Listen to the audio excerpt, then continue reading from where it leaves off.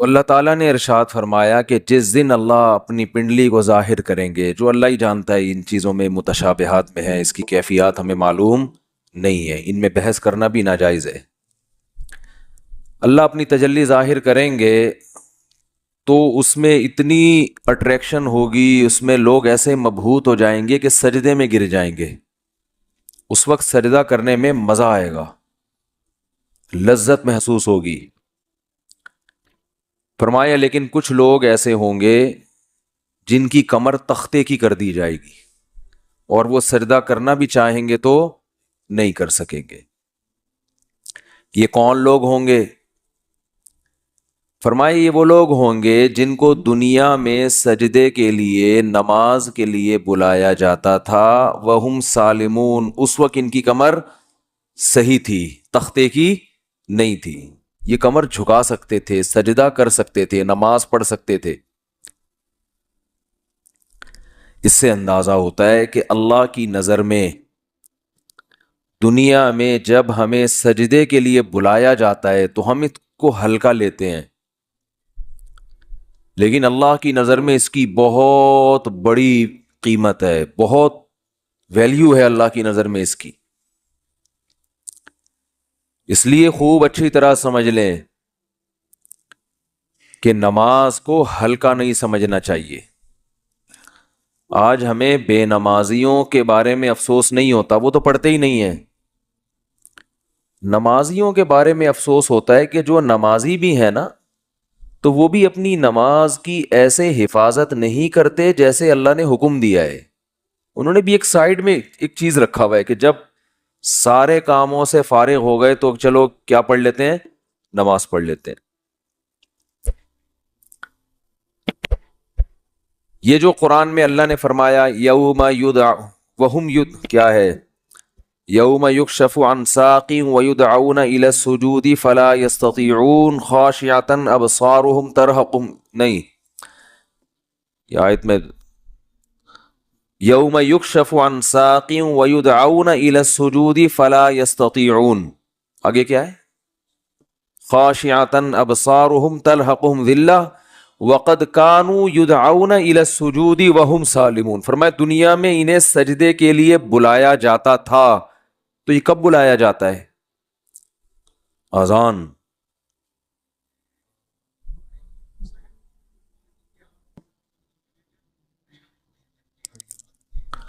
بھائی یہ بہت بڑا المیہ ہے یار۔ دیکھو گاڑیاں غلط نہیں پارک کیا کرو۔ میں دیکھتا ہوں یہاں مدرسے کے گیٹ کے آگے کئی بار لوگوں نے گاڑیاں کھڑی کی ہیں۔ اتنی تو انسان میں سینس ہوتی ہے کہ جب گیٹ کھلے گا مدرسے کا تو اندر سے جو گاڑی باہر کیسے نکالے گا؟ یعنی یہ تو نبی صلی اللہ علیہ وسلم نے فرمایا کہ ایمان کا آخری درجہ یہ ہے، یہ حدیث خوب غور سے سنیں، ایمان کا آخری درجہ یہ ہے کہ راستے سے تکلیف دہ چیز کو ہٹایا جائے۔ کوئی بھی چیز جو لوگوں کو تکلیف پہنچا رہی ہے اس کو کیا کرو؟ ہٹا دو۔ گٹر کا ڈھکن کھلا ہوا ہے، کوئی گر سکتا ہے، آپ اس کے انتظام کریں۔ کانٹا پڑا ہوا ہے اس کو ہٹائیں، پتھر رکھا ہوا ہے اس کو ہٹائیں، کوئی بھی چیز جو لوگوں کو اذیت دے سکتی ہے۔ ہاں ابھی بتا رہا ہوں، ابھی بتا جائیں گے نا، بات کمپلیٹ ہونے دینا، ورنہ پھر دوبارہ کریں گے یہ حرکت، تو اس لیے کمپلیٹ کر لو پھر جائیں۔ تو راستے میں تکلیف دہ چیز جو نہیں ہٹاتا نا، اس کو نبی نے ایمان سے خارج کیا ہے۔ سوچو وہ کتنا بڑا گویا کہ کافر ہوگا جو تکلیف دہ چیز راستے میں ڈالتا ہے۔ تو گاڑی غلط پارک کرنا، بائک غلط پارک کرنا، یہ تکلیف دہ چیز ڈالنا ہے کہ نہیں ہے؟ کانٹے سے اتنی تکلیف نہیں ہوتی، لوگ اکثر سنبھل کے ہی چل رہے ہوتے ہیں، لیکن گاڑیاں اس طرح، روزانہ میرے ساتھ ایسا ہو رہا ہے، روزانہ، کہ یہاں آپ گلی میں گاڑی موڑنے کی کوشش کرو نہیں موڑ سکتے، کسی نے کارنر پہ گاڑی ایسے کھڑی کی ہوگی کہ گاڑی دوسری گاڑی جو آئے گی ٹرن ہی نہیں ہو سکتی، اور یہ دیندار لوگ زیادہ معذرت کے ساتھ کر رہے ہوتے ہیں۔ وہ ہمارے ہاں جو جتنا بے ڈھنگا ہوگا نا اس کو سمجھا جاتا ہے اتنا نیک ہے، جتنا بے ڈھنگا ہوگا نا۔ میں جب گیا نا حضرت مفتی رشید احمد صاحب رحمہ اللہ کے پاس، ان کے شاگردوں کے پاس، میرے پاس 125 تھی، میں نے دیوار کے ساتھ لگا دی بائک، تو وہ کہیں جھانک رہے تھے, انہوں نے کہا بالکل چپکاؤ. میں نے کہا یہ عجیب بات کر رہے ہیں بھائی, راستہ تو ہے نا بھائی, راستہ اتنا تو ہم نے بائک پارک کی ہے کہ راستہ تو ہے. انہوں نے کہا نہیں راستہ نہیں, کھلا راستہ ہونا چاہیے لوگوں کے پاس گزرنے کا. تو جب آپ مکمل دیوار کے ساتھ بائک کو چپکا کے کھڑا کر سکتے ہو تو آپ نے اس کی دم باہر کو کیوں نکالی ہوئی ہے؟ تو میں نے کہا یار عجیب ٹائپ کے لوگ ہیں یہ, تو بہت سختی کیا کرتے تھے. تو راستے سے تکلیف دہ چیز جو نہ ہٹائے وہ ایمان سے خارج ہے, تو جو راستے میں تکلیف دہ چیز ڈالے وہ کتنا بڑا بے ایمان ہوگا معذرت کے ساتھ. تو ابھی تو آپ لوگوں سے غلطی سے, اس لیے میں کہہ رہا ہوں کہ اب جس نے غلط گاڑی پارک کی وہ اٹھے گا ہی نہیں نا. ہمیں اپنے بے ایمان کا فتویٰ لگا دیا. تو ہم اچھا گمان رکھتے ہیں آپ نے جان کر نہیں کیا ہوگا, غلطی سے کیا ہوگا, بلکہ آپ نے گاڑی صحیح پارک کی ہوگی یا بائک صحیح پارک کی ہوگی, کسی نے ہٹا دی ہوگی. جن جن نے غلط پارک کی ہے جا کے ذرا گلی کھولے, جا کے اٹھ جائیں. ہم لوگ دیکھ بھی نہیں رہے, آنکھیں بند کر لو بھائی, ہم نہیں دیکھ رہے. شاباش شاباش. اور آئندہ اس سے توبہ کریں. تو پیچھے سے تو دیکھ سکتے ہیں نا. اچھا, تو بائکیں جو ہے نا بالکل چپکا کے کھڑی کیا کریں دیوار سے, اور گاڑی بھی. اور گاڑی تو سامنے روڈ پہ کھڑی کرتے ہیں, ابھی کیمرے لگے ہوئے ہیں الحمدللہ چاروں طرف, ہم نے ٹھیک ٹھاک سیکیورٹی کا انتظام کیا ہوا ہے جو اسباب کی دنیا میں. تو چور بھی انشاءاللہ بھاگے گا نہیں, کہیں بھی پکڑا جائے گا. اور یہاں بھی کیمرے لگے ہوئے, وہ دیکھو وہ بھی لگا ہوا ہے, یہ بھی لگا ہوا ہے, دیکھ رہے ہیں. تو کسی کی جیب میں ہاتھ ڈالنے سے پہلے, کیونکہ جیب کترے بھی ہیں یہاں پہ, ان کو پتہ ہی نہیں ہوتا کہ کیمرہ لگا ہوا ہے. تو ہر طرح کیمرے لگے ہوئے ہیں جو ایک ظاہری اسباب ہو سکتے ہیں. اور سیکیورٹی گارڈ بھی بیٹھے ہوئے ہیں. کچھ سیکیورٹی گارڈ تو آپ کو وردی میں جو نظر آ رہے ہیں نا, اسلحہ کھلا لے کے گھوم رہے ہیں, کچھ یہیں بھی بیٹھے ہوئے ہوتے ہیں, سمجھ رہے ہو. تو آپ میں سے کسی کو نہیں پتا ہے کہ ادھر کس کی پینٹ میں کیا رکھا ہوا ہے, کس کی شلوار میں کیا رکھا ہوا ہے. تو خیر بات کیا چل رہی تھی؟ بات چل رہی تھی نماز. ہو سکتا ہے میرے بھی آواز بھی اسلحہ لگایا وہ میں نے, تو ہم بھی اتنے نیک نہیں ہیں جتنا آپ سمجھتے ہو ہم کو, سمجھ رہے ہو نا. نیک سے مراد جو بالکل ہی بیوقوف لوگ سمجھتے ہیں نا. تو باقی یہ کہ اسباب کی دنیا میں انسان احتیاط کرتا ہے. باقی وہ بہاری لوگ کہتے ہیں کہ جب انسان کی موت آتی ہے تو اونٹ پہ بیٹھے ہوئے آدمی کو بھی کتا کاٹ لیتا ہے. تو وہ اللہ نے جب تک زندگی دینی ہے دے گا, جب اٹھانا ہوگا تو ویسے ہی اٹھا لے گا اللہ تعالیٰ. پھر تو سب کچھ ہو سکتا ہے نا. تو ایک ظاہری لحاظ سے جو کچھ ہو سکتا ہے وہ کرتا ہے انسان, باقی اللہ چاہے گا تو وہ سب کچھ ہو سکتا ہے. ایک چھوٹا سا مچھر انسان کو مار سکتا ہے, تو ایک چھوٹی سی گولی مار سکتی ہے انسان کو, کچھ بھی ہو سکتا ہے. خیر, تو بات یہ چل رہی تھی کہ اللہ نے فرمایا جب ان کو دنیا میں سجدے کے لیے بلایا جاتا تھا تو یہ نہیں آتے تھے. تو جو اللہ جب بلاتے ہیں اس بلانے کو کیا کہا جاتا ہے؟ اذان. اذان بڑی زبردست چیز ہے. مجھے تو حقیقت بتاؤں, جو میرے جیسا نالائق جو نماز کی ٹوٹی پھوٹی اہمیت اللہ نے ہمارے دل میں پیدا کی نا, وہ اذان کی وجہ سے. کہ اللہ کو نماز سے اتنی محبت ہے, اتنی محبت ہے, اتنی محبت ہے کہ ہر دفعہ پوری تقریر مؤذن سے کہلوائی جاتی ہے. دیکھو جب بھی کسی چیز کی طرف آپ لوگوں کو بلاتے ہیں, اگر وہ کام بار بار ہو رہا ہے نا, ایک دفعہ ہوگا تو آپ اناؤنسمنٹ کرتے ہیں, بار بار ہو رہا ہے تو ایک دفعہ کی اناؤنسمنٹ کافی ہوتی ہے. ایک دفعہ کی, جیسے آپ کی جب جاب لگتی ہے تو آپ کا باس آپ کو ایک دفعہ بتا دیتا ہے کہ بھئی 8 بجے سے ٹائم شروع ہوگا اور شام 4 یا 5 یا 8 بجے تک آپ کی. ایک دفعہ اناؤنسمنٹ کیا ہے, بولو نا, کافی ہے, بس بتا دیا, سگنیچر لے لیے کہ بھئی یہ ٹائمنگ ہے. آپ یہ 9 بجے عام طور پہ دفتروں میں 9 بجے کا ٹائم ہوتا ہے, اور گورنمنٹ کے جو دفتر ہیں 3:30 پونے 4 بجے کا ٹائم ہوتا ہے اس میں شام کو.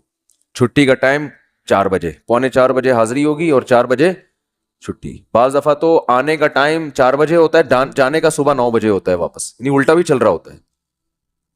جو پریکٹیکلی ہو رہا ہے نا کہ اس ٹائم پر آئے کہ جب جانے کا ٹائم گزر چکا تھا, ٹھیک ہے نا. 4 بجے جانے کا ٹائم تھا, 5 بجے پہنچ رہے ہیں. تو گورنمنٹ میں اللہ کا شکر ہے بہت ساری ہمارے ہاں سہولتیں ہیں الحمدللہ. تو ابھی بات سے بات نکلتی ہے, چھوڑو اس کو یار. بات تو سجدے کی چل رہی تھی نا. تو اللہ تعالیٰ نے، ہاں میں یہ عرض کر رہا تھا کہ آپ کو ایک دفعہ بتا دیا جاتا ہے بھائی یہ ٹائم ہے، اس پہ آ جانا.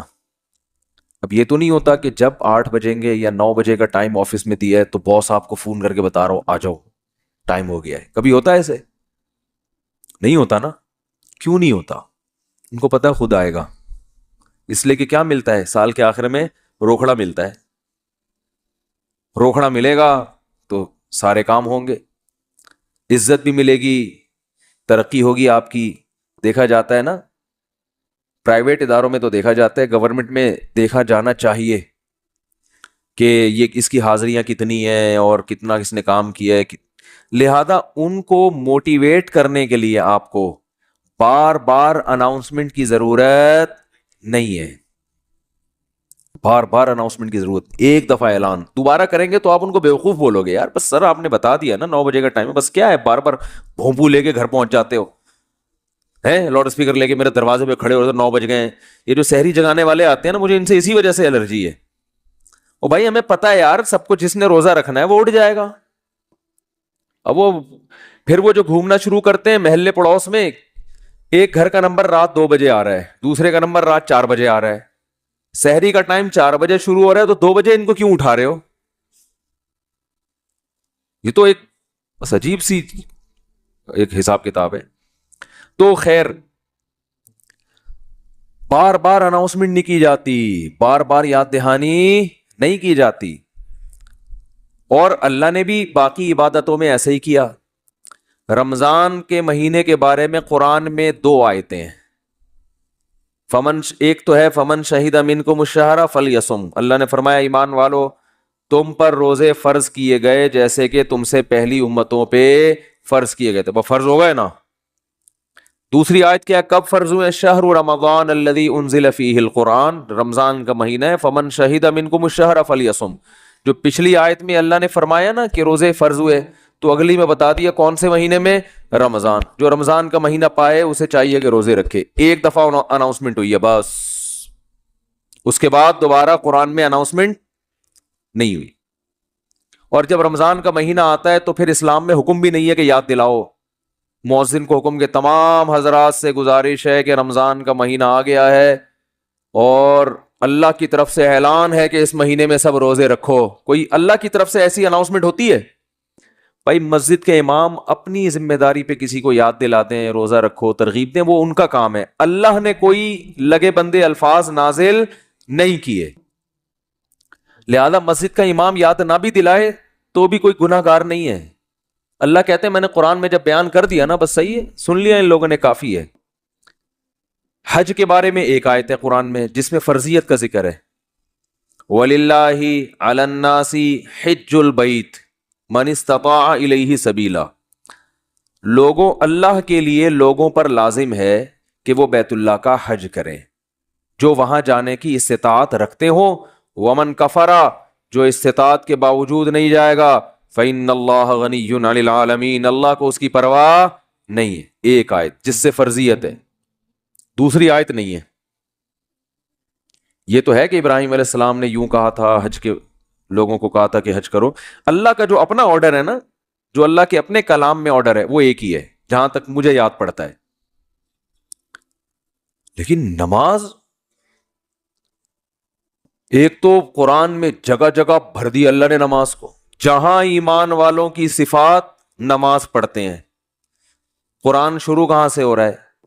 الذین یقیمون الصلاۃ ومما رزقناہم ينفقون. ایمان والوں کا عقیدہ صحیح ہوتا ہے اور عمل میں کیا؟ نماز قائم کرتے ہیں. جہاں عمل کی بات آئے گی نا نماز، جہاں جنتیوں کی صفات آئیں گی نماز اور زکوٰۃ. زکوٰۃ بھی ہے ساتھ ساتھ، وہ کیوں ہے پھر کسی اور موقع پر بیان کروں گا انشاءاللہ. سب سے پہلے نماز پھر زکوٰۃ، سب سے پہلے نماز پھر اللہ کی راہ میں خرچ. یعنی زکوٰۃ یا اللہ کی راہ میں خرچ مختلف عنوانات سے، کہ نماز بھی پڑھتے ہیں اور خرچ بھی کرتے ہیں، دونوں کام چلتے رہتے ہیں ان کے. اس سے پتہ چلتا ہے کنجوس نمازی اللہ کو پسند نہیں ہے. یعنی نماز کے ساتھ سخاوت بھی ہے. تو لیکن نماز کو پہلے درجے پہ رکھا گیا ہے. وجہ کیا ہے اس کی؟ اتنا فوکس کیوں کیا جا رہا ہے؟ اتنا زیادہ اس کو ہائی لائٹ کیوں کیا جا رہا ہے؟ پھر چلو اللہ نے قرآن میں درجنوں جگہوں پر کہہ دیا نماز پڑھو، بار بار کہہ دیا نماز پڑھو نماز پڑھو، اتنا کہا ہے کہ اس سے زیادہ کوئی حکم قرآن میں ملتا ہی نہیں ہے. چلو اتنا زیادہ کہہ دیا، اب تو بار بار اناؤنسمنٹ کی ضرورت اور بھی نہیں ہے نا، اب تو بالکل ہی ضرورت نہیں ہے. دیکھو آپ کے باس نے آپ کو بلایا دفتر اور آپ سے کہا کہ 9 بجے آپ نے پہنچنا ہے، ایک دفعہ کہہ دیا. اس کے بعد پھر آپ کو کہا میں دوبارہ کہہ رہا ہوں 9 بجے آپ کی ٹائمنگ شروع ہو جاتی ہے. سمجھ میں آ گئی بات؟ آپ نے کہا آ گئی. پھر تیسرے دفعہ کہہ رہا ہے میں بتاؤں کتنے بجے ٹائم ہے آپ کا؟ 9 بجے. 10 دفعہ جب کہہ دے گا نا 9 بجے، اب جب 9 بجیں گے تو آپ کو یاد نہیں دلائے گا، وہ کہے گا میں نے 10 دفعہ اسی لیے کہہ دیا تھا کہ دوبارہ مجھے یاد دلانے کی ضرورت نہ پڑے. اب آپ اگلے دن لیٹ ہو رہے ہو، 11 بجے پہنچ رہے ہو، تو وہ کہہ رہا ہے، وہ کہے گا کہ آپ کیوں لیٹ آ رہے ہو؟ آپ کو سر آپ نے 9 بجے مجھے یاد نہیں دلایا. وہ کیا کہے گا باس کہ بھائی جو پہلے دن میں نے 10 دفعہ کہا تھا نا 9 بجے، وہ اسی لیے کہا تھا کہ ایک دفعہ کہنا کافی تھا، مگر 10 دفعہ اس لیے ریپیٹ کیا تھا کہ دوبارہ یاد دلانے کی ضرورت نہ پڑے. آپ یہ نہ کہو کہ میں بھول گیا تھا. بہت مشکل ہے سمجھانا، بہت مشکل. تو جب اللہ نے نماز کو سینکڑوں دفعہ ریپیٹ کیا قرآن میں، تو اب تو ہر وقت یاد دلانے کی بالکل بھی ضرورت نہیں تھی. کمال ہے بھائی، اللہ نے کیا فرمایا کہ اتنا یاد دلاؤ کہ پیدائش سے لے کے موت تک اذان ہی سنتا رہیے بیٹھ کے. پیدا ہوا تو کان میں اذان دلوائی اس کے، پیدا ہوا تو کان میں اذان، نماز کی طرف دعوت، حالانکہ سمجھتا نہیں ہے بچہ، ایک حرف بھی سمجھ میں نہیں آتا اس کے اذان. بچہ تو نہ سمجھ ہوتا ہے، اس کو کیا پتا چلتا ہے میرے کان میں کیا ہو رہا ہے. لیکن جب بڑا ہوتا ہے نا تو اس کو یہ جب یاد دلایا جاتا ہے کہ تیرے کان میں بھی اذان دی گئی تھی، دوسروں کو دیکھتا ہے تو اس کو پتا چلتا ہے کہ اللہ نے ابھی سے یاد دلا دیا ہے. تو پیدا ہوا ہے تجھے بتایا کہ نماز نہیں چھوڑنی، تو نے نماز نہیں چھوڑنی ہے تو نے. پھر فجر کے وقت الگ بلایا جا رہا ہے، جب ظہر کا ٹائم آتا ہے الگ. اچھا اللہ نے نماز کا بھی ذکر کیا اور ٹائمنگ بھی قرآن میں بتا دی. اقیم الصلاۃ لدلوک الشمس الی غسق اللیل، نماز کو قائم کرو سورج کے ڈھلکنے کے اوقات میں اور رات کے اندھیروں میں بھی.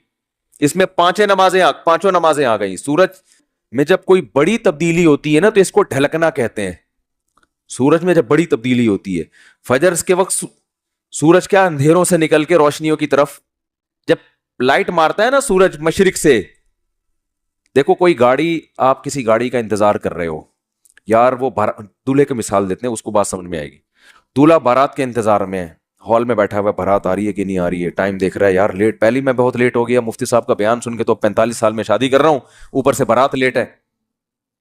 تو وہ فوراً دیکھتا رہے گا کہ بھئی ایک دم بسوں کی لائٹیں جو ہے نا گلی کے نکڑ پہ بس نظر نہیں آتی، لائٹنگ پہلے ہوتی ہے نا، لائٹنگ سے اندازہ ہو جاتا ہے کہ اب بارات پہنچنے والی ہے. پھر پٹاخے وٹاخے بعد میں. تو سورج کیا ہے ایک دم غائب ہو جاتا ہے، اندھیروں میں دنیا ڈوب جاتی ہے. تو سب سے پہلے جو لائٹ مشرق کی طرف ظاہر ہوتی ہے، جو لائٹ یعنی اس طرح ہوتی ہے، وہ ایک تو عمودی لائٹ ہوتی ہے نا، عمود کو کیا کہتے ہیں؟ پرپینڈیکولر کہتے ہیں. تو ٹریگنومیٹری پڑھ کے بھول گئے یار. ہاں ہاریزینٹل، میں لفظ بھول گیا ہوں، ہم نے بہت پڑھی ٹھیک نا. ہاریزونٹل ایک ہوتا ہے، پرپینڈیکولر ایک ہوتا ہے بیس کہتے ہیں اس کو. ہاں بال چھوڑو، ٹریگنومیٹری پھر بعد میں پڑھیں گے. بھی ایک لائن، ایک روشنی یوں آتی ہے، پھر ایک روشنی ایسے. جو یہ روشنی ہے نا اس کو صبح کاذب کہتے ہیں. صبح کاذب، یہ جھوٹی صبح ہے، یہ اس کی علامت نہیں کہ سورج آ رہا ہے ابھی. اس کے بعد جب ایک دم افق پہ مشرق کی طرف آسمان کے کنارے پہ جو ایسے لائٹ پھیلتی ہے نا، یہ وہ والی لائٹ ہے جو بارات آتے ہوئے ٹرک جو بس مارتی ہے نا لائٹ، اب یہ آ گئی ہے. اس سے پہلے تو کوئی سگریٹ پی رہا تھا یا کیا کر رہا تھا. تو اس کو کہتے ہیں صبح صادق، سچی صبح. وہ پہلے والی صبح سے دھوکا ہوتا ہے کہ شاید سورج نکل رہا ہے، وہ اس لیے اس کو صبح کاذب کہا جاتا ہے. اور اس کے بعد آتی ہے صبح صادق. تو وہ جو لائٹ مشرق کی طرف پھیلتی ہے نا ایسے لمبائی میں، وہ اس کی علامت ہوتی ہے کہ وہ اندھیرے ختم، ایک دم سورج ایک ڈھلکنا شروع ہو رہا ہے نا، ایک دنیا میں ایک بہت بڑی چینجنگ آ رہی ہے. تو اللہ نے فرمایا جیسے ہی دنیا میں یہ چینجنگ آئے گی، تبدیلی آئے گی، اس سے سورج کے ڈھلکنے سے تم نے کیا کرنا ہے؟ اس موقع پر نماز قائم کرنا ہے، اپنے رب کو یاد کرنا ہے.